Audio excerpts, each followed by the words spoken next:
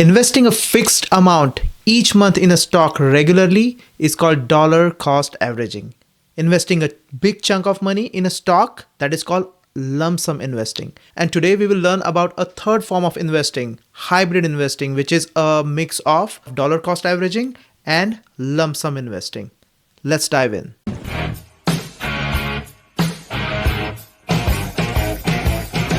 Today, we will compare the returns generated by all these three methods in an Excel sheet format. For today's video, I had to select a mutual fund or ETF so that we could run our numbers and so that we could test all the three methods of investing. So for today's analysis, I have selected FCNTX, which is Fidelity Contra Fund. You can select any mutual fund, any ETF, any stock for this analysis. There is no particular reason why I selected it. It's just a random fund. So FCNTX, if you see on my screen, Jan 1st, 2010, the NAV for this fund was $5.91. And today, if you scroll down, Jan 2025, the NAV, that is the net asset value, that is the cost of the unit of that particular fund. So one unit costs that much amount. So today it costs $21.15. That is the price. That's how much it has appreciated. So I went ahead and got all these numbers from Yahoo Finance. It takes a lot of efforts to get all these numbers, plot it here and do all the analysis. So before we dive any deeper into this video, please go ahead and subscribe and like this video. Thank you. So as I said, on Jan 1st, 2010, the net asset value for this fund was $5.91. And suppose if you received a bonus on that day, say $10,000 from your office, would it be a good idea to put that money and invest that money in this particular fund, lump sum? Let's check it out. So on that day, if I would have invested lump sum of $10,000 in that fund, today's value for that fund would have been $35,786. How did I calculate that? In 2010, the NAV was $5.91 and today's value is around $21-22. So it's around 3.5 times. So 10,000 and 3.5 times of that is $35,786. So it almost tripled, or 3.5 times of 10,000. That's a pretty good number for the lump sum investment. And the cumulative average for that is 257%. That's a pretty good investment. So, okay, so if you look at this graph from the year 2010, so around this one is 2010. So if you would have invested lump sum amount here, you see the trajectory of graph is pretty much going up. So you would remain in positive and you would have earned good amount of money. But what happens if you put that lump sum amount right here? And if you need your money back in, say, 2 years or 3 years, right? That's a problem. Let's see what happens then. So on Jan 1st, 2010, with lump sum amount invested here, you got a great return and you have $35,000 with you now. But if you go right here, say Jan 1st, 2022, the NAV was $18. If you would have invested $10,000 here, lump sum, today's value for that investment would have been $11,244. So the cumulative return for that investment would be 12.44%, right? It is okay. It's nothing great. But if you would have invested right here on October 1st, 2022, $10,000 invested, that would have given you $16,000 by now. Your investment would be $16,000. That is a cumulative return of 60%. That is a great return. Is this good? Is this bad? Let's find out. It all depends on when exactly are you putting your lump sum into work. If you would have invested it right here, the trajectory was up and you would have ended in a positive returns always. But as we selected here, this was Jan 2022. If you go to Jan 2022, it is around here. So you are investing, putting your lump sum to work right here and the market crashes after that. What if you need that money in 1 year? What if you need that money in 2 years, 3 years? We don't know. It would have barely recovered in 2 years. If you want to go lump sum, it's not a good idea for short term. If your time horizon is 7 years, 8 years, anything more than 7 years, lump sum is the way to go. What would happen if, October 2022, If you would have invested $10,000 in October 2022, which is right around here, that's pretty much the bottom, you would have got a pretty significant return after that. So it is kind of a fluke, or if the market is really down by 10-15%, that is a good time to put your lump sum amount to work. And again, your time horizon shouldn't be 2 and 3 years. If your time horizon is more than 7 years, then I would entertain the idea of investing in lump sum. Otherwise, I will not put any dime in lump sum, because we are trying to time the market. We are trying to time the market, which is one of the very hard thing to do. Even professional investors cannot do it. So I would recommend, I am no one to time the market. I do not understand how it works. All I know is if time is on your side, that's how the magic of compounding happens. And that's how money multiplies. So anything less than 5 years, I wouldn't consider lump sum. If your time horizon is more than 7 years, I might consider lump sum. All right, the next one is dollar cost averaging. So what happens in dollar cost averaging is you decide one day and you start putting your investment to work on that particular day of the month. And you do that month over month or month for years. You don't stop anywhere. It doesn't matter if the market is going up. It doesn't matter if the market is going down. It doesn't matter if the market is going sideways. You just keep putting your money in. Be it COVID, be it recession, be it war, be it whatever is happening in the world, you will keep continuing your dollar cost averaging. That's how you'll see the magic of compounding. What affects the psychology of an investor is if you're buying something for $10, say if the stock is at $10 today, and in 2 months, if it is $12, with dollar cost averaging, you will have to buy that at $12. And you will definitely ask, why should I buy something at $12 3 months from today? Why can't I buy everything with whatever money I have at $10? The answer lies in the analysis. So here you see the NAV for this particular, again, the same mutual fund is $5.91 on Jan 1st, 2010. And if you start dollar cost averaging in at $1,000 per month, so what you are going to do is you will start putting it $1,000 Jan 1st, $1,000 February 1st, $1,000 March 1st, $1,000 April 1st, and you will keep continuing that every month, no matter what, till the date of today. And as I said here, if you would have put that $1,000 invested on Jan 1st would become $3,578. $1,000 put in on Jan 1st, 2011 would have been $3,000. Well, why is it less? Because the NAV, net asset value, increased in 1 year from 591 to 684.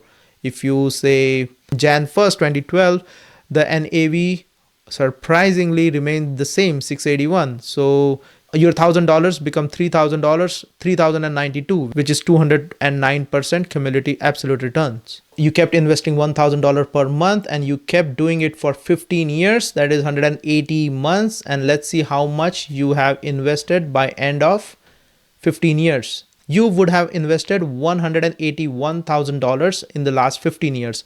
And that would have been almost $61,000 today. So your money, your invested money would have doubled in the last 15 years. That is a return of almost 100%. When you are putting all this money, you are not doing any technical analysis. You are not trying to time the market. You are not thinking about market is up or down. You can just automate the entire thing, link your bank account to your brokerage account, and let automatically your money invest for you by doing dollar cost averaging. You don't have to worry about anything. This is a minimum risk investment option. You pretty much doubled your money in 15 years by doing nothing. You just got to be disciplined and go for it every month, no matter what. So here your absolute returns, as I have mentioned, is 257%. Here it is 200%. And I converted that absolute return to APY. So in the first year, the APY was around, that is the yearly return, was around 8%, 9%. So in 2011, it was 8.4%. 2012, it was 8.5%.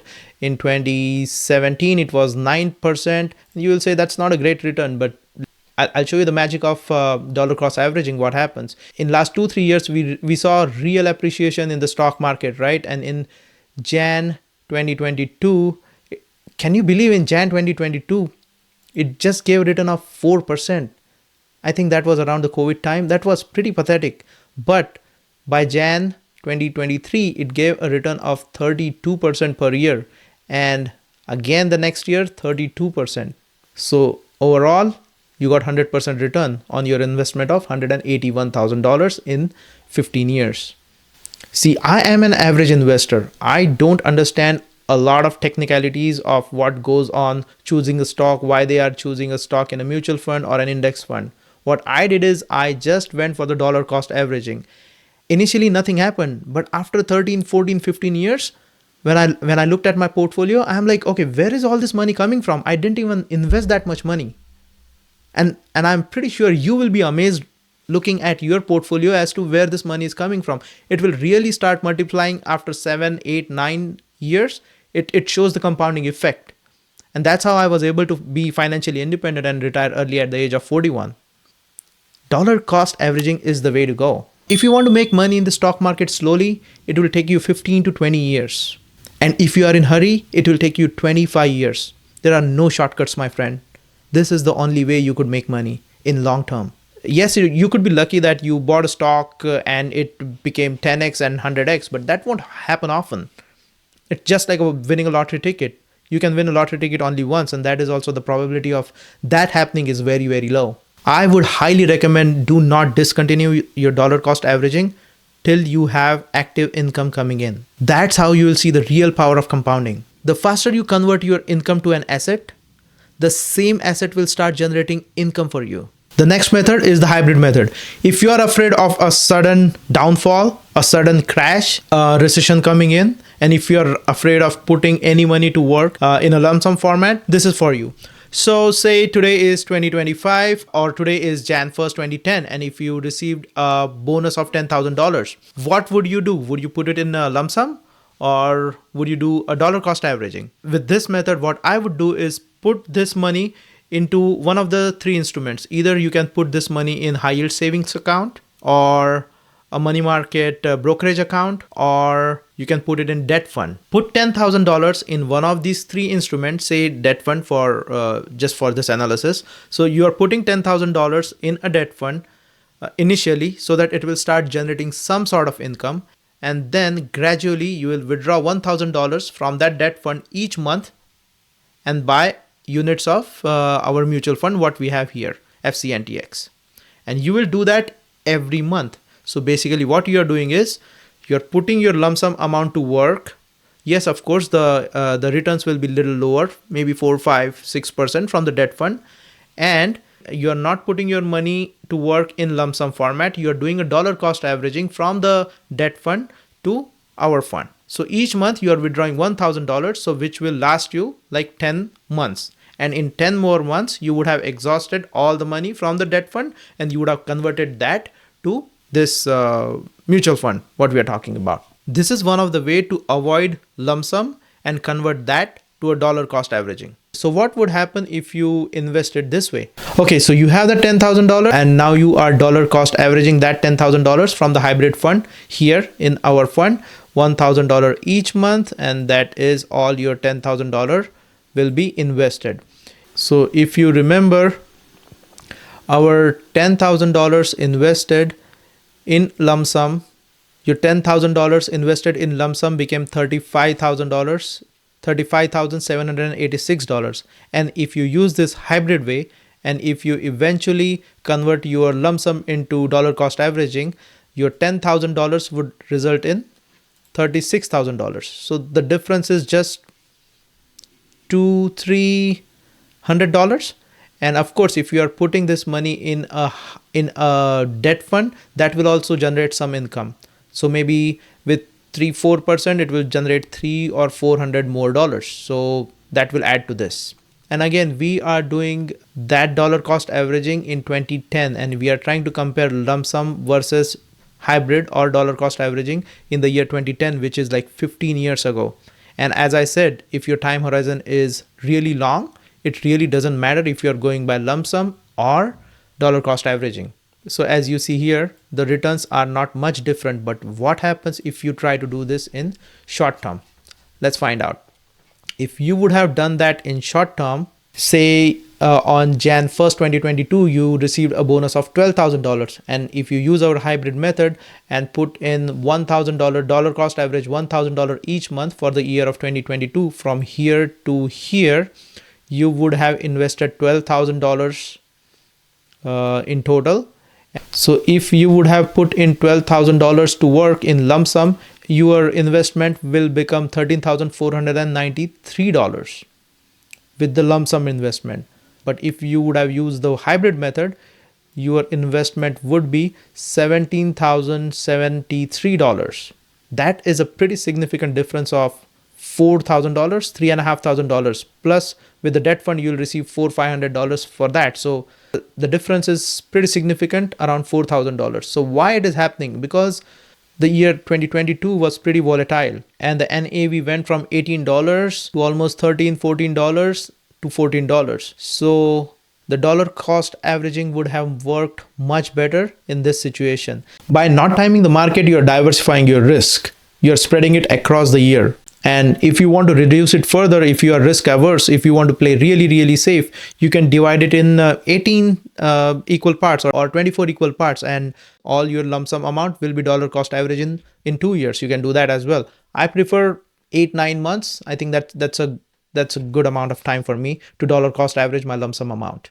So in conclusion, if you have a lump sum amount and if your time horizon is more than 7 years, it is okay to invest with lump sum. And if the market is down by 10-15%, yes, you are fortunate that you have a lump sum amount to invest. That will be the golden time to invest lump sum amount. But if your time horizon is short, anything less than 5 years, lump sum is not the way to go. Dollar cost averaging is the way to go. And if you receive a lump sum amount, and if you want to do dollar cost averaging, we talked about that one as well. I need your little help here. Please rate this video from 1 to 10. 10 being the best, 1 being the worst. And if the rating is less than 7, could you please mention what I could have done better in this video? Please don't forget to like and subscribe. Your fired friend Sushant, signing off.